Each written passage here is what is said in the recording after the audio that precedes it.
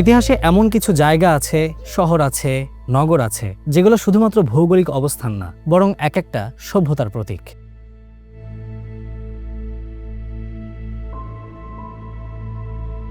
সোনারগাঁও তেমনই এক প্রাচীন নগর, যা একসময় ছিল পূর্ব বাংলার রাজনৈতিক, অর্থনৈতিক এবং সাংস্কৃতিক কেন্দ্র।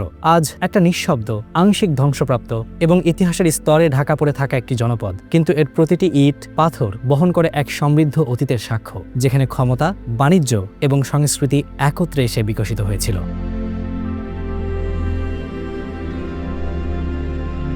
আজ আমরা সেই জায়গাটাই এক্সপ্লোর করব, খুঁজে দেখার চেষ্টা করব এই সোনারগাঁওয়ের উত্থান, পতন এবং আজকের ইতিহাস।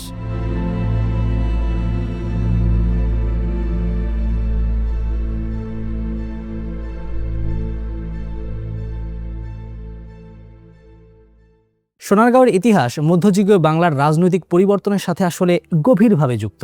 সেই গল্প আপনাদেরকে শোনাবো, কিন্তু জায়গাটা এত বেশি সুন্দর, আমার মনে হচ্ছে আমার কিছু ছবি তোলার দরকার।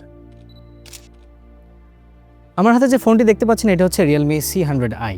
সোনারগাঁওয়ের পানাম নগরীতে ঘুরতে ঘুরতে আবিষ্কার করলাম, এই শহরটি যেমন বছরের পর বছর ধরে শক্তপোক্তভাবে টিকে আছে, আমরা যখন ট্রাভেল করি বা কন্টেন্ট বানাই, আমাদেরও দরকার এমন কিছু যা এই পুরনো শহরের মতো শক্তপোক্ত হবে, কিন্তু পারফরমেন্স হবে সুপার ফাস্ট। সকাল থেকে এই ধ্বংসাবশেষের অলিগলি ঘুরছি, ম্যাপ দেখছি, ভিডিও করছি, অথচ ফোনের চার্জের কথা চিন্তাই করতে হচ্ছে না, কারণ আমার সাথে আছে রিয়েলমি C100i।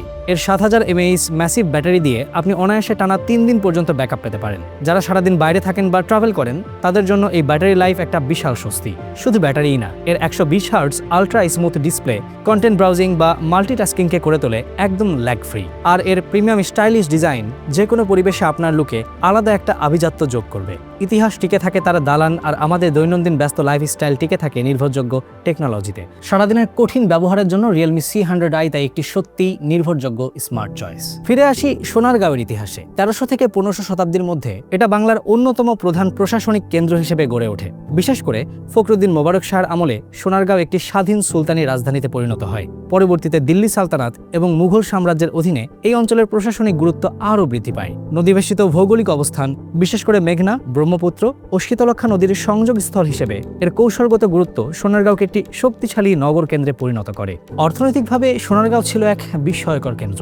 এই অঞ্চলের প্রধান শক্তি ছিল বস্ত্রশিল্প, বিশেষ করে বঙ্গের মসলিন, যা বিশ্বের অন্যতম সূক্ষ্ম কাপড় হিসেবে পরিচিত। ইউরোপীয় ব্যবসায়ীরা এই মসলিনের প্রতি আকৃষ্ট হয়ে এখানে বাণিজ্যিক যোগাযোগ স্থাপন করে। ব্রিটিশ ইস্ট ইন্ডিয়া কোম্পানির কথা তো আপনার মনেই আছে। ব্রিটিশ ইস্ট ইন্ডিয়া কোম্পানি সহ বিভিন্ন বিদেশি বাণিজ্যিক শক্তির আগমন সোনারগাঁওকে একটি আন্তর্জাতিক বাণিজ্যিক কেন্দ্রে পরিণত করে।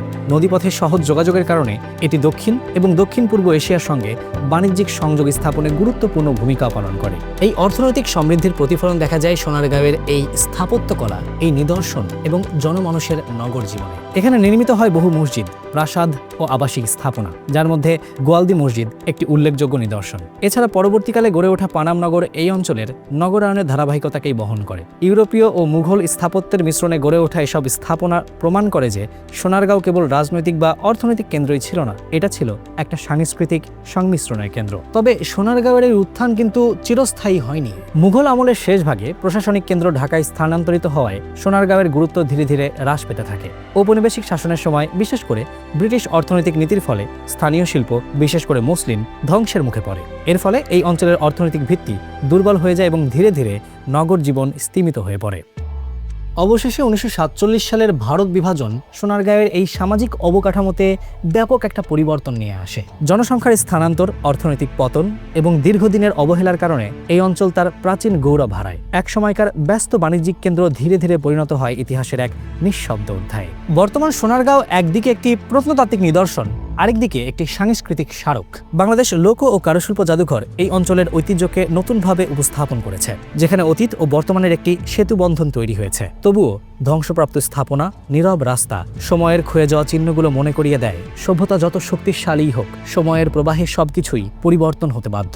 সোনারগাঁও তাই কেবল একটি ঐতিহাসিক স্থান না, এটি বাংলার উত্থান, সমৃদ্ধি ও পতনের এক জীবন্ত প্রতিচ্ছবি, যেখানে অতীত এখনও বর্তমানের সাথে নীরবে নিভৃতে কথা বলে।